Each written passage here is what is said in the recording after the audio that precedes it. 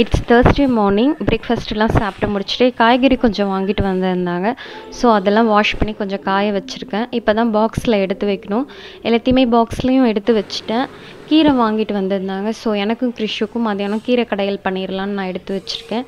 அவங்க ரெண்டு பேருக்கும் எக் பிரியாணி செஞ்சு கொடுத்தேன். ஸோ கிறிஷு வந்து சாப்பிட மாட்டாங்கிறதால அவனுக்கு கீரை கடையல் ப்ளஸ் கிழங்கு பொரியல் செஞ்சிடலான்னு ஐடியா பண்ணியிருக்கேன். இந்த பாக்ஸ் வந்து நான் மின்சோவில் வாங்கியிருந்தேன் 230. ஆன்லைன்லேயும் அதே ப்ரைஸ் தான் இருந்தது. ஸோ என்னோடய ஃப்ரிட்ஜ் வந்து எப்படி இருக்குது, என்னென்ன ஆர்கனைஸ் பண்ணியிருக்கேங்கிறத நான் இந்த வீடியோவில் ஷேர் பண்ணியிருக்கேன். ஃப்ரீசரில் வந்து குக்கரோட பெல்ட் வச்சுருக்கேன். அப்புறமா அந்த சாண்ட்விச் ஐஸ்கிரீம், இது வந்து கிறிஷு டேடியோட வேலை. ஸோ அது வந்து அவர் வச்சுருக்காரு. கீழே வந்து எப்பயும் போல் காய்கறி எல்லாமே வச்சுருக்கேன்.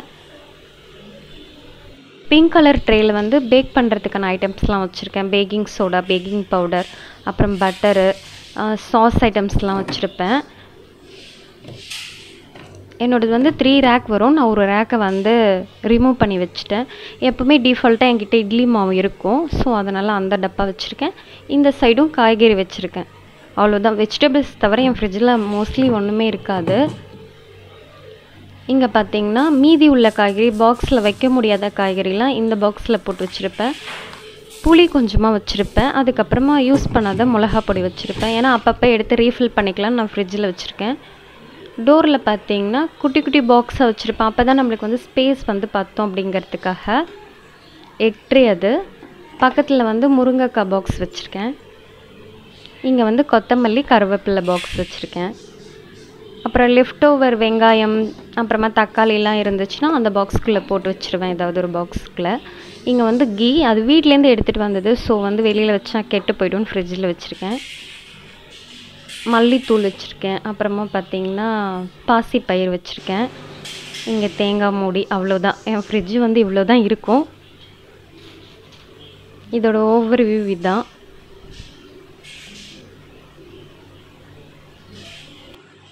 எங்கள் வீட்டு பெட்ஸ்லாம் நான் காட்டுறேன். இவங்க பேர் வந்து செரிபெரி. கொத்தமல்லி கீரை அவங்களுக்காக வச்சிட்ருக்கேன். இந்த மாதிரி வளர்க்குறது வந்து எனக்கு கொஞ்சம் கூட இஷ்டம் இருக்காது. கிறிஷு வந்து ரொம்ப சேட்டை பண்ணி வாங்கினோம். ஸோ வேறு வழி இல்லாமல் தான் வச்சுருக்கோம். அது பார்த்தா பாவமாக இருக்கும் இல்லையா, அதனால தான்.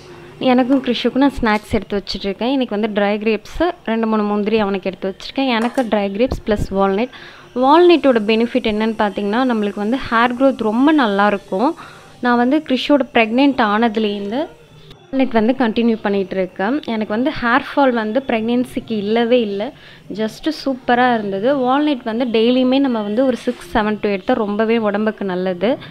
ஸோ அவனும் நானும் கொஞ்சம் நேரம் பேசிக்கிட்டே ஸ்நாக்ஸ்லாம் சாப்பிட்டுட்டு இருந்தோம். அவன் வந்து உங்களுக்கு முந்திரி வேணாமா அப்படிங்கிற மாதிரி கேட்டேன். வால்நட் இருக்குது அப்படின்னு வந்துட்டு நான் சொல்லிட்டு இருந்தேன். ஸோ அவனும் சாப்பிட்டுட்டு இருக்கான். நான் இங்கே மத்தியானத்துக்காக சமைக்க கிச்சனுக்கு வந்துட்டேன். இன்றைக்கி வந்து கிழங்கு பொரியல் ப்ளஸ் வந்து கீரை கடையல் தான். கீரை கடையலுக்கு வந்து நான் ஒரு கட்டி பூண்டு உரித்து வச்சுருக்கேன். தாளிப்புக்காக கொஞ்சோண்டு வரமிளகாய் எடுத்து வச்சுருக்கேன். கிழங்குக்கு வந்து ரெடி பண்ணிகிட்ருக்கேன். ஜஸ்ட்டு மஞ்சத்தூள், உப்பு இதை மட்டும் நான் வேக வச்சுட்டு அதுக்கப்புறம் மிளகாத்தூள் போட்டு தாளித்து கொட்டிடுவேன். அவ்வளோதான் கிழங்கு பொரியல்.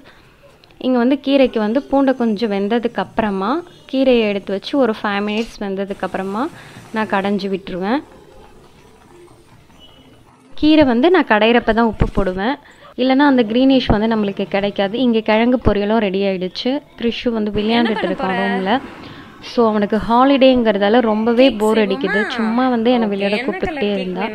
சரின்ட்டு லஞ்செலாம் சமைச்சு முடிச்சுட்டு நானும் அவன் கூட கொஞ்சம் நேரம் டைம் ஸ்பெண்ட் பண்ணிகிட்டு இருந்தேன். இன்னும் அவனோட ஸ்கூல் போகாத கிளாஸ் ஒர்க்லாம் பெண்டிங்கில் இருக்குது. அதையும் நான் எழுத வைக்கணும். ஜஸ்ட்டு சும்மா கேக் செய்யணும், ரெயின்போ கேக் செய்யணும் அப்படின்னு சொல்லிகிட்டு இருந்தான். குட்டி கொஞ்ச நேரம் ஜாலியாக அவன் கூட நானும் விளையாண்டுட்டு இருந்தேன். அதுக்கப்புறம் லஞ்ச் சாப்பிட உட்காந்துட்டோம். குட்டி குட்டி பால்ஸாக செஞ்சு கொடுத்தா அவன் தானாகவே சாப்பிட்ருவான். சாப்பிட்டு முடிச்சு கொஞ்சம் நேரத்துக்கு அப்புறம் அவனோட பெண்டிங் கிளாஸ் ஒர்க்லாம் எழுத வச்சுக்கிட்டு இருந்தேன்.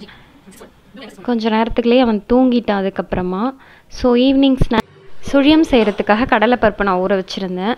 ஓகே, பாயில் பண்ண அப்புறமா நல்லா மேஷ் பண்ணி எடுத்துக்கிட்டேன். நம்ம வந்து இப்போ வெல்லம் சேர்க்கக்கூடாது. நான் வந்து எப்படி செய்கிறேங்கிறத உங்ககிட்ட ஷேர் பண்ணிக்கிறேன். ஒரு வானலில் 1 டேபிள் ஸ்பூன் அளவுக்கு கீ ஆட் பண்ணிக்கிறேன். அதுக்கப்புறமா மேஷ் பண்ணி வச்சுருந்த கடலைப்பருப்பு, கரைச்சி வச்சுருந்த வெல்லம், இதை எல்லாத்தையும் மிக்ஸ் பண்ணிவிட்டு கொஞ்சம் நேரம் நல்லா வேக விடணும். அதுவே நல்லா கெட்டி பதத்துக்கு வந்துடும். அப்புறம் துருவி வச்சுருந்த தேங்காய் இது எல்லாத்தையும் சேர்த்தப்புறம் நல்லா ஒரு கெட்டி பதத்துக்கு வந்துடும். இப்போ குட்டி குட்டி பால்ஸாக நான் செஞ்சு வச்சுக்கிட்டேன். இந்த மாதிரி ட்ரை பண்ணி பாருங்கள், சுழியம் ரொம்ப சூப்பராக வரும். ஜஸ்ட்டு மைதா மாவில் டிப் பண்ணி பொரிச்சு எடுத்துக்க வேண்டியதான். இதில் வந்து உளுந்து மாவு கூட டிப் பண்ணுவாங்க. சூப்பரான சுழியம் ரெடி ஆகிடுச்சு. எல்லாருமே சூடாக இருக்கும் போதே சாப்பிட்டுட்டாங்க. நான் வந்து எனக்கு மட்டும்தான் காஃபி போட்டேன். அவங்களாம் சுழியம் சாப்பிட்டதால அந்த ஸ்வீட்னஸ்க்கு வந்து காஃபி வேணான்னு சொல்லிட்டாங்க. என்னோடய ட்ரெஸ்லாம் பார்த்திங்கன்னா ஊரில் இருந்தது. ஸோ வரும்போதே இந்த எத்னிக் வேர்லாம் எடுத்துகிட்டு வந்திருந்தேன். ஸோ அதை எல்லாத்தையுமே ஸ்டோரேஜ் பேக்கில் வந்து அடுக்கி வச்சுட்டு இருந்தேன். என்கிட்ட ஒரு 4-5 இந்த மாதிரி பார்ட்டி வேர்ஸ் இருக்கும். ஸோ அதை வந்து பத்திரமா வைக்கலாம்னு சொல்லிட்டு பேக்கில் எடுத்து வச்சுக்கிட்டு இருந்தேன். இந்த ட்ரெஸ்லாம் நான் போடவே இல்லை. இது எனக்கு அம்மா வாங்கி கொடுத்தாங்க. நான் ஒரு தடவை கூட இந்த ட்ரெஸ் போடவே இல்லை. அந்த மாதிரி இந்த பர்பிள் கலரும் அப்படி தான், ஒரு தடவை கூட போடல. ஜஸ்ட்டு ட்ரையல் பார்த்ததோடு தான் இருக்குது. இது என்னோடய ஃபேவரேட். இது என் ஹஸ்பண்ட் வந்து என் பர்த்டேக்காக ப்ரெசென்ட் பண்ணது. ரொம்ப ஒரு நீட் லுக்காக இருக்கும் இந்த ட்ரெஸ் பார்க்குறதுக்கே. அது எல்லாத்தையுமே அரேஞ்ச் பண்ணி எடுத்து வச்சிட்ருக்கேன்.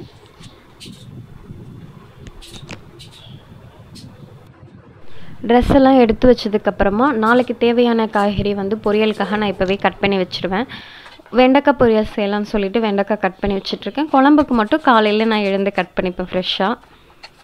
இந்த மாதிரி கட் பண்ணி வச்சுக்கிட்டோன்னா டைம் கொஞ்சம் எனக்கு கம்மியாகிற மாதிரி இருக்கும். ஸோ அதனால் அதை ரெடி பண்ணி வச்சுட்டு இப்போ டின்னர் செய்யவும் ஸ்டார்ட் பண்ணிட்டேன். இன்றைக்கி பார்த்திங்கன்னா கடப்பா செய்யலாம் ரெடி பண்ணிகிட்டு இருக்கேன். 2-3 டேபிள் ஸ்பூன் வந்து பாசிப்பருப்பு, அப்புறமா வெங்காயம், தக்காளி, கேரட், 4-5 பல் பூண்டு, 2 பச்சை மிளகா, இதை எல்லாத்தையும் ஒரு 2 விசில் விட்டு நான் எடுத்துப்பேன். உருளைக்கிழங்கு 1, தேவையான அளவு தண்ணி ஊற்றி கொஞ்சமாக பெருங்காயத்தூள், தேவையான அளவு உப்பு, இதை சேர்த்து நம்ம வேக வச்சு எடுத்துக்க வேண்டியதான். ஜஸ்ட்டு மேஷ் பண்ணி தாளித்து கொட்டினா சூப்பரான கடப்பா ரெடி ஆகிடும். சிம்பிள் ரெசிபி, ஒரு 10 மினிட்ஸ்லேயே நம்ம ரெடி பண்ணிடலாம். இன்றைக்கி தோசை ப்ளஸ் கடப்பா தான் எங்கள் வீட்டில் டின்னர். ஒரு 10 மினிட்ஸ்லேயே கடப்பா ரெடி ஆகிடுச்சு. அவங்க எல்லாருமே சாப்பிட்டுட்டாங்க. இப்போ நான் சாப்பிட போகிறேன். ஒரு நாள் எனக்கு இப்படி தான் போச்சு. கிச்சனெல்லாம் க்ளீன் பண்ணி வச்சுட்டு நாளைக்கு தேவையானதை வந்து எடுத்து வச்சுட்டு கிறிஷுக்கும் வந்து பால் காய்ச்சி வச்சுருக்கேன். என்னோட இந்த vlog வந்து உங்களுக்கு பிடிச்சிருக்குன்னு நினைக்கிறேன். பிடிச்சிருந்தா keep supporting me. Thank you for வாட்சிங்.